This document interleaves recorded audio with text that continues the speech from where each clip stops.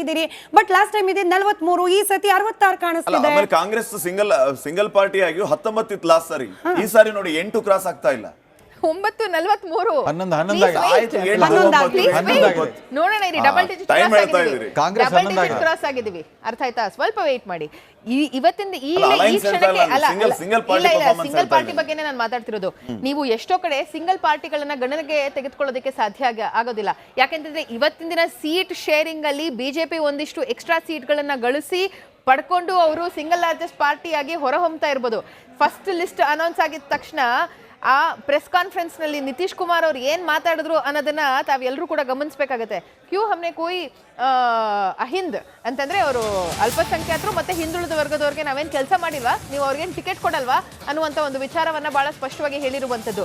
ಇವತ್ತಿನ ದಿನ ಕಾಂಗ್ರೆಸ್ಸಿನ ವೈಫಲ್ಯತೆಯ ಬಗ್ಗೆ ಅಥವಾ ಮಹಾಗಠಬಂಧನ್ ಅನ್ನೋ ಒಂದು ಮ್ಯಾಜಿಕ್ ನಂಬರ್ ಅನ್ನ ತಲುಪೋದಿಕ್ಕೆ ಆರಂಭಿಕ ಹಂತದಲ್ಲಿ ಸಾಧ್ಯ ಆಗ್ತಾ ಇಲ್ಲ ಅನ್ನೋ ಒಂದು ಕಾರಣದಲ್ಲಿ ನೀವು ದೂಷಣೆಗಳನ್ನ ದೋಷಾರೋಪಗಳನ್ನ ಮಾಡ್ತಾ ಇರ್ಬೋದು. ಆದರೆ ಚುನಾವಣೆಯ ಮುಂಚೆ ಬಿಜೆಪಿ ಅಂಗಳದಲ್ಲಿ ನಿತೀಶ್ ಕುಮಾರ್ ಅಂಗಳದಲ್ಲಿ ನಡೆದಂತಹ ಜಗಳಗಳೆಷ್ಟು, ಕದನಗಳೆಷ್ಟು, ಅದಾದ ನಂತರದಲ್ಲಿ ಹೆಂಗೋ ಸರಿ ತೂಗಿಸ್ಕೊಂಡು ಹೋಗ್ತೀವಿ, ನಾವು ಸೆಂಟರಲ್ಲೂ ನಾವು ಕೇಂದ್ರದಲ್ಲೂ ಸರ್ಕಾರ ಉಳಿಸ್ಕೋಬೇಕು, ಇಲ್ಲೂ ಕೂಡ ಸರ್ಕಾರ ರಚನೆ ಮಾಡೋದಕ್ಕೆ ದಾಪಗಾಲು ಹಾಕಬೇಕು ಅನ್ನುವಂತಹ ಒಂದು ವಿಚಾರವನ್ನ ಇಟ್ಕೊಂಡು ಅವ್ರು ಮುಂದುವರೆದಿದ್ದು ಹೇಗೆ ಅನ್ನೋದನ್ನ ನಾವು ಅರ್ಥ ಮಾಡ್ಕೋಬೇಕು.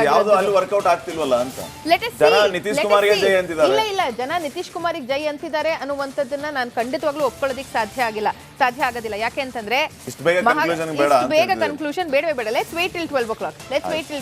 ಏನಾಗುತ್ತೆ 2018ರಲ್ಲಿ ಶ್ರೀಪಾದ್ ಅವರೇ, ನಾನು ಕೂಡ ಅವತ್ತಿನ ದಿನ ಪತ್ರಕರ್ತೆಯಾಗಿದ್ದೆ ಆಯ್ತಾ. ಎಲ್ಲರೂ ಕೂಡ ಇಟ್ ವಾಸ್ ವೆರಿ ಕ್ಲಿಯರ್. ಇನ್ನೇನು ಅನೌನ್ಸ್ಮೆಂಟ್ ಆಗೋಗಿತ್ತು.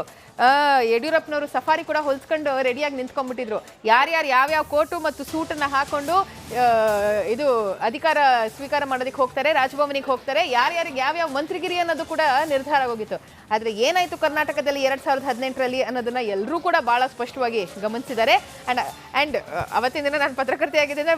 I was the first one to break that JDS and Congress is going as an coalition ಅನ್ನುವಂಥದ್ದು. So let us wait. ಯಾವತ್ತೂ ಕೂಡ ಇಷ್ಟು ಅರ್ಲಿ ಟ್ರೆಂಡ್ಸ್ ಅಲ್ಲಿ ಕನ್ಕ್ಲೂಷನ್ ಬರೋದಕ್ಕೆ ಸಾಧ್ಯ ಇಲ್ಲ. ಅಂಡ್ ಬಿಹಾರದ ಜನತೆಗೆ ನಿಜವಾಗ್ಲೂ ಹೇಳ್ತಾ ಇದ್ದೀನಿ, ರೋಸ್ ಹೋಗಿದ್ದಾರೆ. But on basis of numbers ಈಗ ರವೀಂದ್ರ ರೇಷ್ಮೆ ಸರಿ ವಾಪಸ್ ನಿಮ್ಮ ಹತ್ರ ಬರ್ತೀನಿ. ಆನ್ ಬೇಸಿಸ್ ಆಫ್ ನಂಬರ್ಸ್ ನಾನೀಗ ಒಂದು ಪ್ರಶ್ನೆ ರವೀಂದ್ರ ರೇಷ್ಮೆ ಅವರಿಗೆ ಕೇಳ್ತೀನಿ. ಒಂದು ನಿಮಿಷ. ಸ್ವಾಭಾವಿಕವಾಗಿ ಜನ ಕೇಳ್ತಾ ಇದ್ದಾರೆ ಇದನ್ನ. ರವೀಂದ್ರ ರೇಷ್ಮೆ ಅವರು ಕೂಡ ಒಪ್ಕೊಳ್ತಾರೆ. ಸ್ವಾಭಾವಿಕವಾಗಿ ಜನ ಕೇಳ್ತಾ ಇದ್ದಾರೆ. ಜನ ಏನು ನಿತೀಶ್ ಕುಮಾರ್ ಮತ್ತೆ ಬರ್ಲಿ ಅಂತ ಉತ್ಸುಕತೆಯಿಂದ ಮತಗಳನ್ನ ಈ ಬಾರಿ ಹಾಕಿಲ್ಲ. There is a very clear mixed trend. ಇದಂತೂ ಸತ್ಯ. Okay, on basis of numbers ಈಗಿನ ಟ್ರೆಂಡ್ ಅನ್ನು ನೋಡಿದ್ರೆ ರವೀಂದ್ರ ರೇಷ್ಮೆ ಸರ್, ಈಗ ಬಿಹಾರ ಫಲಿತಾಂಶದ ನಂತರ ಮಹಾಗಠಬಂಧನ ಅಸ್ತಿತ್ವನ ಪ್ರಶ್ನೆ ಮಾಡ್ಬೇಕಾಗತ್ತಾ? ಮಹಾಗಠಬಂಧನದ ಅಸ್ತಿತ್ವ ಏನು, ಕಾಂಗ್ರೆಸ್ನ ಪರ್ಫಾರ್ಮೆನ್ಸ್ ಮುಂದಿನ ರಾಜ್ಯಗಳಲ್ಲಿ ಏನು ಅಂತ ಹೇಳಲಿಕ್ಕಾಗಲ್ಲ. ಯಾಕಂದ್ರೆ ಯಾವ ರೀತಿ ಕರ್ನಾಟಕವೇ ಕಾಂಗ್ರೆಸ್ಗೆ ಭದ್ರಕೋಟೆನೋ, ಬಿಜೆಪಿಗೂ ಇಡೀ ದಕ್ಷಿಣ ಭಾರತದಲ್ಲಿ ಕರ್ನಾಟಕವೇ ಭದ್ರಕೋಟೆ. ಆಮೇಲೆ ಈ ಪಕ್ಷಗಳು ಎಲ್ಲೂ ಈ ಮಹಾಗಠಬಂಧನ್ ಪರ್ಫಾರ್ಮೆನ್ಸ್ ವರ್ಕೌಟ್ ಆಗ್ತಿಲ್ಲ. ಇಲ್ಲ ಆಗ್ಬಹುದು. ಅದು ಈ ಸ್ವಲ್ಪ ಹಿನ್ನಡೆ ಆಗಿದೆ ನಿಜ, ಆದರೆ ರೂಲ್ ಔಟ್ ಮಾಡಲಿಕ್ಕಾಗಲ್ಲ. ಯಾಕಂದ್ರೆ ಒಂದೊಂದು ನೋಡಿ, ಮಹಾಗಠಬಂಧನ ಪ್ರಮುಖ ಪಕ್ಷ RJD ಇವತ್ತಿಗೂ ಸದೃಢವಾಗಿದೆ. ಮಹಾರಾಷ್ಟ್ರದಲ್ಲಿ ನ್ಯಾಷನಲ್ ಕಾಂಗ್ರೆಸ್ ಪಾರ್ಟಿ ಇವತ್ತಿಗೂ ಸದೃಢವಾಗಿದೆ. ಜಾರ್ಖಂಡ್ನಲ್ಲಿ ಜಾರ್ಖಂಡ್ ಮುಕ್ತಿ ಮೋರ್ಚಾ ಇವತ್ತು ಸದೃಢವಾಗಿದೆ. ಯಾಕೆ ಅವ್ರು ನೋಡಿ, ಅವ್ರು ಭ್ರಷ್ಟಾಚಾರ ಆರೋಪ ಬಂತು, ಜೈಲ್ಗೆ ಹೋದ್ರು, ವಾಪಸ್ ಬಂದರು, ಮತ್ತೆ ಗೆದ್ರು. ವಿತ್ ಆರ್ ವಿದೌಟ್ ಕಾಂಗ್ರೆಸ್ ಅವ್ರು ಗೆಲ್ತಾ ಇದ್ದಾರೆ. ಆ ಪ್ರಾದೇಶಿಕ ಪಕ್ಷಗಳು ತಮ್ಮ ದ್ರಾಮುಖ ಪಕ್ಷಗಳನ್ನು ಕೂಡ ನಾವು ತೆಗೆದಾಕೋಕ್ಕಾಗಲ್ಲ. DMK ಅಂದರೆ ADMK ಬರ್ಬೋದು ಅಷ್ಟೇ ಹೊರತು ಅವ್ರಿಗೆ ಪರ್ಯಾಯವಾದ ನ್ಯಾರೇಟಿವ್ ಬಿಲ್ಡ್ ಮಾಡೋದು ಭಾಳ ಆಗತ್ತೆ ಆ ಪ್ರಾದೇಶಿಕ ಪಕ್ಷಗಳಿಗೆ. ಅದು ಮಾಡ್ಲಿಕ್ಕೆ ಆಗ್ತಾ ಇಲ್ಲ ರಾಷ್ಟ್ರೀಯ ಪಕ್ಷಗಳಿಂದ. ಮೋದಿಯವರೇನೋ ತಂದರು. ಮೋದಿದು ಒಂದು ಗಮನಿಸಬೇಕು, 11 ವರ್ಷದಿಂದ ಅವ್ರು ಪ್ರತಿಯೊಂದು ಭಾಷಣವನ್ನು ನೋಡ್ತಾ ಬಂದಿದ್ದೀನಿ. ಅಪ್ಪಿತಪ್ಪಿನೂ ಮೋದಿ ಬಾಯಲ್ಲಿ ಹಿಂದುತ್ವ ಅಂತ ಬರಲ್ಲ. ಗೋಳ್ವಳ್ಕರ್, ಸಾವರ್ಕರ್, ಹೆಗ್ಡೆವಾರ್ ಅನ್ನಲ್ಲ, ಗಾಂಧಿ, ಪಟೇಲ್, ಅಂಬೇಡ್ಕರ್, ಸುಭಾಷ್ ಚಂದ್ರ ಬೋಸ್ ಅಂತ ಹೊರಟ್ಬಿಡ್ತಾರೆ. ಅವ್ರು ಮಾಡಿರೋ ಸ್ಮಾರಕಗಳೆಲ್ಲ ಸರ್ದಾರ್ ಪಟೇಲ್ ಪ್ರತಿಮೆ, Sabarmati river front, ಗಾಂಧೀಜಿಗೆ, Subhash Chandra Bose statue, Ambedkar ಸ್ಮಾರಕಗಳನ್ನು ನೋಡಿ. ಅಲ್ಲ, ಅದು ಒಬ್ಬ ರಾಜಕೀಯ ಮುಖಂಡನಿಗೆ ಗೊತ್ತಿರ್ತದೆ ಪರಿಣಾಮ ಅನ್ನಿಸಿದ್ರು ಕೂಡ ಕರ್ನಾಟಕದಲ್ಲಿ ಅದು. ಆದ್ರೆ ಒಂದು ಎಲ್ಲಿ ಪ್ರಾದೇಶಿಕ ನಾಯಕತ್ವ ದುರ್ಬಲ ಆಗುತ್ತೋ ಆ ಪಕ್ಷ ಸೋಲುತ್ತೆ. ರಾಷ್ಟ್ರೀಯ ಪಕ್ಷಗಳು ಆಗ್ತಿರೋ ಅದೇ.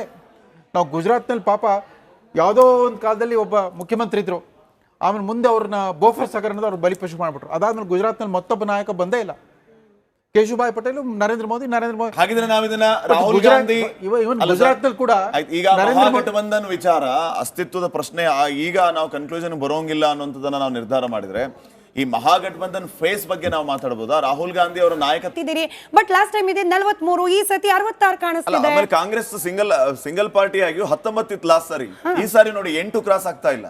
9:43 11 ಆಗಿದೆ. ಆಯ್ತು, ಏಳು, ಹನ್ನೊಂದು ಒಂಬತ್ತು, Please ಹನ್ನೊಂದು wait. ಆಗಿದೆ. ನೋಡೋಣ ಇರಿ, ಡಬಲ್ ಡಿಜಿಟ್ time ಹೇಳ್ತಾ ಇದೀರಿ. ಕಾಂಗ್ರೆಸ್ ಡಬಲ್ 11 ಡಿಜಿಟ್ ಆಗಿದೆ. ಕ್ರಾಸ್ ಆಗಿದ್ದೀವಿ, ಅರ್ಥ ಆಯ್ತಾ? ಸ್ವಲ್ಪ ವೇಟ್ ಮಾಡಿ.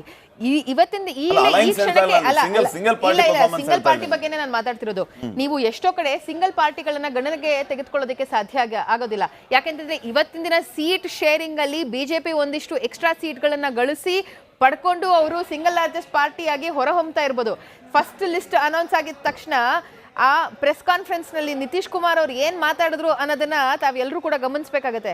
ಕ್ಯೂ ಹಮ್ನೆ ಕೋಯಿ ಅಹಿಂದ್ ಅಂತಂದ್ರೆ ಅವರು ಅಲ್ಪಸಂಖ್ಯಾತರು ಮತ್ತೆ ಹಿಂದುಳಿದ ವರ್ಗದವ್ರಿಗೆ ನಾವೇನ್ ಕೆಲಸ ಮಾಡಿಲ್ವಾ, ನೀವು ಅವ್ರಿಗೇನು ಟಿಕೆಟ್ ಕೊಡಲ್ವಾ ಅನ್ನುವಂತ ಒಂದು ವಿಚಾರವನ್ನ ಬಹಳ ಸ್ಪಷ್ಟವಾಗಿ ಹೇಳಿರುವಂತದ್ದು. ಇವತ್ತಿನ ದಿನ ಕಾಂಗ್ರೆಸ್ಸಿನ ವೈಫಲ್ಯತೆಯ ಬಗ್ಗೆ ಅಥವಾ ಮಹಾಗಠಬಂಧನ್ ಅನ್ನೋ ಒಂದು ಮ್ಯಾಜಿಕ್ ನಂಬರ್ ಅನ್ನ ತಲುಪೋದಿಕ್ಕೆ ಆರಂಭಿಕ ಹಂತದಲ್ಲಿ ಸಾಧ್ಯ ಆಗ್ತಾ ಇಲ್ಲ ಅನ್ನೋ ಒಂದು ಕಾರಣದಲ್ಲಿ ನೀವು ದೂಷಣೆಗಳನ್ನ ದೋಷಾರೋಪಗಳನ್ನ ಮಾಡ್ತಾ ಇರ್ಬೋದು. ಆದರೆ ಚುನಾವಣೆಯ ಮುಂಚೆ ಬಿಜೆಪಿ ಅಂಗಳದಲ್ಲಿ ನಿತೀಶ್ ಕುಮಾರ್ ಅಂಗಳದಲ್ಲಿ ನಡೆದಂತಹ ಜಗಳಗಳೆಷ್ಟು, ಕದನಗಳೆಷ್ಟು, ಅದಾದ ನಂತರದಲ್ಲಿ ಹೆಂಗೋ ಸರಿ ತೂಗಿಸ್ಕೊಂಡು ಹೋಗ್ತೀವಿ, ನಾವು ಸೆಂಟರಲ್ಲೂ ನಾವು ಕೇಂದ್ರದಲ್ಲೂ ಸರ್ಕಾರ ಉಳಿಸ್ಕೋಬೇಕು, ಇಲ್ಲೂ ಕೂಡ ಸರ್ಕಾರ ರಚನೆ ಮಾಡೋದಕ್ಕೆ ದಾಪಗಾಲು ಹಾಕಬೇಕು ಅನ್ನುವಂತಹ ಒಂದು ವಿಚಾರವನ್ನ ಇಟ್ಕೊಂಡು ಅವ್ರು ಮುಂದುವರೆದಿದ್ದು ಹೇಗೆ ಅನ್ನೋದನ್ನ ನಾವು ಅರ್ಥ ಯಾವುದು ಅಲ್ಲಿ ವರ್ಕೌಟ್ ಆಗ್ತಿಲ್ವಲ್ಲ ಅಂತ ಜನ ನಿತೀಶ್ ಕುಮಾರ್ಗೆ ಜೈ ಅಂತಿದ್ದಾರೆ. ಇಲ್ಲ ಜನ ನಿತೀಶ್ ಕುಮಾರ್ಗೆ ಜೈ ಅಂತಿದ್ದಾರೆ ಅನ್ನುವಂಥದ್ದನ್ನ ನಾನು ಖಂಡಿತವಾಗ್ಲೂ ಒಪ್ಕೊಳ್ಳೋದಕ್ಕೆ ಸಾಧ್ಯ ಆಗೋದಿಲ್ಲ. ಯಾಕೆ ಅಂತಂದ್ರೆ ಇಷ್ಟು ಬೇಗ ಕನ್ಕ್ಲೂಷನ್ ಬೇಡವೇ ಬೇಡ. Let's wait till 12 o'clock. ಏನಾಗುತ್ತೆ 2018ರಲ್ಲಿ ಶ್ರೀಪಾದ್ ಅವರೇ, ನಾನು ಕೂಡ ಅವತ್ತಿನ ದಿನ ಪತ್ರಕರ್ತೆಯಾಗಿದ್ದೆ ಆಯ್ತಾ. ಎಲ್ಲರೂ ಕೂಡ ಇಟ್ ವಾಸ್ ವೆರಿ ಕ್ಲಿಯರ್. ಇನ್ನೇನು ಅನೌನ್ಸ್ಮೆಂಟ್ ಆಗೋಗಿತ್ತು. ಯಡಿಯೂರಪ್ಪನವರು ಸಫಾರಿ ಕೂಡ ಹೊಲ್ಸ್ಕೊಂಡು ರೆಡಿಯಾಗಿ ನಿಂತ್ಕೊಂಡ್ಬಿಟ್ಟಿದ್ರು. ಯಾರ್ಯಾರು ಯಾವ್ಯಾವ ಕೋಟು ಮತ್ತು ಸೂಟನ್ನ ಹಾಕೊಂಡು ಇದು ಅಧಿಕಾರ ಸ್ವೀಕಾರ ಮಾಡೋದಕ್ಕೆ ಹೋಗ್ತಾರೆ, ರಾಜಭವನಿಗೆ ಹೋಗ್ತಾರೆ, ಯಾರ್ಯಾರಿಗೆ ಯಾವ್ಯಾವ ಮಂತ್ರಿಗಿರಿ ಅನ್ನೋದು ಕೂಡ ನಿರ್ಧಾರ ಆಗೋಗಿತ್ತು. ಆದ್ರೆ ಏನಾಯ್ತು ಕರ್ನಾಟಕದಲ್ಲಿ 2018ರಲ್ಲಿ ಅನ್ನೋದನ್ನ ಎಲ್ಲರೂ ಕೂಡ ಬಹಳ ಸ್ಪಷ್ಟವಾಗಿ ಗಮನಿಸಿದ್ದಾರೆ. ಅಂಡ್ ಅವತ್ತಿನ ದಿನ ನಾನು ಪತ್ರಕರ್ತೆಯಾಗಿದ್ದೆ. I was the first one to break that JDS and Congress is going as an coalition ಅನ್ನುವಂಥದ್ದು. So let us wait. ಯಾವತ್ತೂ ಕೂಡ ಇಷ್ಟು ಅರ್ಲಿ ಟ್ರೆಂಡ್ಸ್ ಅಲ್ಲಿ ಕನ್ಕ್ಲೂಷನ್ ಬರೋದಕ್ಕೆ ಸಾಧ್ಯ ಇಲ್ಲ. ಅಂಡ್ ಬಿಹಾರದ ಜನತೆಗೆ ನಿಜವಾಗ್ಲೂ ಹೇಳ್ತಾ ಇದ್ದೀನಿ, ರೋಸ್ ಹೋಗಿದ್ದಾರೆ. But on basis of numbers ಈಗ ರವೀಂದ್ರ ರೇಷ್ಮೆ ಸರಿ ವಾಪಸ್ ನಿಮ್ಮ ಹತ್ರ ಬರ್ತೀನಿ. ಆನ್ ಬೇಸಿಸ್ ಆಫ್ ನಂಬರ್ಸ್ ನಾನೀಗ ಒಂದು ಪ್ರಶ್ನೆ ರವೀಂದ್ರ ರೇಷ್ಮೆ ಅವರಿಗೆ ಕೇಳ್ತೀನಿ. ಒಂದು ನಿಮಿಷ. ಸ್ವಾಭಾವಿಕವಾಗಿ ಜನ ಕೇಳ್ತಾ ಇದ್ದಾರೆ ಇದನ್ನ. ರವೀಂದ್ರ ರೇಷ್ಮೆ ಅವರು ಕೂಡ ಒಪ್ಕೊಳ್ತಾರೆ. ಸ್ವಾಭಾವಿಕವಾಗಿ ಜನ ಕೇಳ್ತಾ ಇದ್ದಾರೆ. ಜನ ಏನು ನಿತೀಶ್ ಕುಮಾರ್ ಮತ್ತೆ ಬರ್ಲಿ ಅಂತ ಉತ್ಸುಕತೆಯಿಂದ ಮತಗಳನ್ನ ಈ ಬಾರಿ ಹಾಕಿಲ್ಲ. There is a very clear mixed trend. ಇದಂತೂ ಸತ್ಯ. Okay, on basis of numbers ಈಗಿನ ಟ್ರೆಂಡ್ ಅನ್ನ ನೋಡಿದ್ರೆ ರವೀಂದ್ರ ರೇಷ್ಮೆ ಸರ್, ಈಗ ಬಿಹಾರ ಫಲಿತಾಂಶದ ನಂತರ ಮಹಾಗಠಬಂಧನ ಅಸ್ತಿತ್ವನ ಪ್ರಶ್ನೆ ಮಾಡ್ಬೇಕಾಗತ್ತಾ? ಮಹಾಗಠಬಂಧನದ ಅಸ್ತಿತ್ವ ಏನು, ಕಾಂಗ್ರೆಸ್ನ ಪರ್ಫಾರ್ಮೆನ್ಸ್ ಮುಂದಿನ ರಾಜ್ಯಗಳಲ್ಲಿ ಏನು ಅಂತ ಹಾಗೆ ಹೇಳಿಕ್ಕಾಗಲ್ಲ. ಯಾಕಂದ್ರೆ ನೋಡಿ ಯಾವ ರೀತಿ ಕರ್ನಾಟಕವೇ ಕಾಂಗ್ರೆಸ್ಗೆ ಭದ್ರಕೋಟೆನೋ, ಬಿಜೆಪಿಗೂ ಇಡೀ ದಕ್ಷಿಣ ಭಾರತದಲ್ಲಿ ಕರ್ನಾಟಕವೇ ಭದ್ರಕೋಟೆ. ಆಮೇಲೆ ಈ ಪಕ್ಷಗಳ ಎಲ್ಲೂ ಈ ಮಹಾಗಠಬಂಧನ್ ಪರ್ಫಾರ್ಮೆನ್ಸ್ ವರ್ಕೌಟ್ ಆಗ್ತಿಲ್ಲ. ಇಲ್ಲ ಆಗ್ಬಹುದು. ಅದು ಈ ಸ್ವಲ್ಪ ಹಿನ್ನಡೆ ಆಗಿದೆ ನಿಜ, ಆದರೆ ರೂಲ್ ಔಟ್ ಮಾಡೋಕ್ಕಾಗಲ್ಲ. ಯಾಕಂದ್ರೆ ಒಂದೊಂದು ನೋಡಿ ಮಹಾಗಠಬಂಧನ ಪ್ರಮುಖ ಪಕ್ಷ RJD ಇವತ್ತಿಗೂ ಸದೃಢವಾಗಿದೆ. ಮಹಾರಾಷ್ಟ್ರದಲ್ಲಿ ನ್ಯಾಷನಲ್ ಕಾಂಗ್ರೆಸ್ ಪಾರ್ಟಿ ಇವತ್ತಿಗೂ ಸದೃಢವಾಗಿದೆ. ಜಾರ್ಖಂಡ್ನಲ್ಲಿ ಜಾರ್ಖಂಡ್ ಮುಕ್ತಿ ಮೋರ್ಚಾ ಇವತ್ತು ಸದೃಢವಾಗಿದೆ. ಯಾಕೆ ಅವ್ರು ನೋಡಿ, ಅವ್ರು ಭ್ರಷ್ಟಾಚಾರ ಆರೋಪ ಬಂತು, ಜೈಲ್ಗೆ ಹೋದ್ರು, ವಾಪಸ್ ಬಂದರು, ಮತ್ತೆ ಗೆದ್ರು. ವಿತ್ ಆರ್ ವಿದೌಟ್ ಕಾಂಗ್ರೆಸ್ ಅವ್ರು ಗೆಲ್ತಾ ಇದ್ದಾರೆ. ಆ ಪ್ರಾದೇಶಿಕ ಪಕ್ಷಗಳು ತಮ್ಮ ದ್ರಾಮುಖ ಪಕ್ಷಗಳನ್ನು ಕೂಡ ನಾವು ತೆಗೆದಾಕೋಕ್ಕಾಗಲ್ಲ. DMK ಅಂದರೆ ADMK ಬರ್ಬೋದು ಅಷ್ಟೇ ಹೊರತು ಅವ್ರಿಗೆ ಪರ್ಯಾಯವಾದ ನ್ಯಾರೇಟಿವ್ ಬಿಲ್ಡ್ ಮಾಡೋದು ಭಾಳ ಆಗತ್ತೆ ಆ ಪ್ರಾದೇಶಿಕ ಪಕ್ಷಗಳಿಗೆ. ಅದು ಮಾಡ್ಲಿಕ್ಕೆ ಆಗ್ತಾ ಇಲ್ಲ ರಾಷ್ಟ್ರೀಯ ಪಕ್ಷಗಳಿಂದ. ಮೋದಿಯವರೇನೋ ತಂದರು. ಮೋದಿದು ಒಂದು ಗಮನಿಸಬೇಕು, 11 ವರ್ಷದಿಂದ ಅವ್ರು ಪ್ರತಿಯೊಂದು ಭಾಷಣವನ್ನು ನೋಡ್ತಾ ಬಂದಿದ್ದೀನಿ. ಅಪ್ಪಿತಪ್ಪಿನೂ ಮೋದಿ ಬಾಯಲ್ಲಿ ಹಿಂದುತ್ವ ಅಂತ ಬರಲ್ಲ. ಗೋಳ್ವಳ್ಕರ್, ಸಾವರ್ಕರ್, ಹೆಗ್ಡೆವಾರ್ ಅನ್ನಲ್ಲ, ಗಾಂಧಿ, ಪಟೇಲ್, ಅಂಬೇಡ್ಕರ್, ಸುಭಾಷ್ ಚಂದ್ರ ಬೋಸ್ ಅಂತ ಹೊರಟ್ಬಿಡ್ತಾರೆ. ಅವ್ರು ಮಾಡಿರೋ ಸ್ಮಾರಕಗಳೆಲ್ಲ ಸರ್ದಾರ್ ಪಟೇಲ್ ಪ್ರತಿಮೆ, Sabarmati river front, ಗಾಂಧೀಜಿಗೆ, Subhash Chandra Bose statue, Ambedkar ಸ್ಮಾರಕಗಳನ್ನು ಮಾಡಿಬಿಟ್ಟಿದ್ದಾರೆ ನೋಡಿ. ಅಲ್ಲ, ಅದು ಒಬ್ಬ ರಾಜಕೀಯ ಮುಖಂಡನಿಗೆ ಗೊತ್ತಿರುತ್ತೆ ಪರಿಣಾಮ ಅನುಭವಿಸಿದ್ರು ಕೂಡ ಕರ್ನಾಟಕದಲ್ಲಿ ಅದು. ಆದ್ರೆ ಒಂದು ಎಲ್ಲಿ ಪ್ರಾದೇಶಿಕ ನಾಯಕತ್ವ ದುರ್ಬಲ ಆಗುತ್ತೋ ಆ ಪಕ್ಷ ಸೋಲುತ್ತೆ. ರಾಷ್ಟ್ರೀಯ ಪಕ್ಷಗಳು ಆಗ್ತಿರೋ ಅದೇ. ನಾವು ಗುಜರಾತ್ನಲ್ಲಿ ಪಾಪ ಯಾವುದೋ ಒಂದು ಕಾಲದಲ್ಲಿ ಒಬ್ಬ ಮುಖ್ಯಮಂತ್ರಿ ಇದ್ರು, ಆಮೇಲೆ ಮುಂದೆ ಅವ್ರನ್ನ ಬೋಫರ್ಸ್ ಹಗರಣದ ಅವ್ರು ಬಲಿಪಶು ಮಾಡಿಬಿಟ್ರು. ಅದಾದ್ಮೇಲೆ ಗುಜರಾತ್ನಲ್ಲಿ ಮತ್ತೊಬ್ಬ ನಾಯಕ ಬಂದೇ ಇಲ್ಲ. ಕೇಶುಭಾಯ್ ಪಟೇಲ್, ನರೇಂದ್ರ ಮೋದಿ. ಹಾಗಿದ್ರೆ ನಾವು ಇದನ್ನ ರಾಹುಲ್ ಗಾಂಧಿ ಗುಜರಾತ್ನಲ್ಲಿ ಕೂಡ ಈಗ ಮಹಾಗಠಬಂಧನ್ ವಿಚಾರ ಅಸ್ತಿತ್ವದ ಪ್ರಶ್ನೆ ಈಗ ನಾವು ಕನ್ಕ್ಲೂಷನ್ ಬರೋಂಗಿಲ್ಲ ಅನ್ನೋಂಥದ್ದನ್ನ ನಾವು ನಿರ್ಧಾರ ಮಾಡಿದ್ರೆ ಈ ಮಹಾಗಠಬಂಧನ್ ಫೇಸ್ ಬಗ್ಗೆ ನಾವು ಮಾತಾಡಬಹುದಾ? ರಾಹುಲ್ ಗಾಂಧಿ ಅವರ ನಾಯಕತ್ವ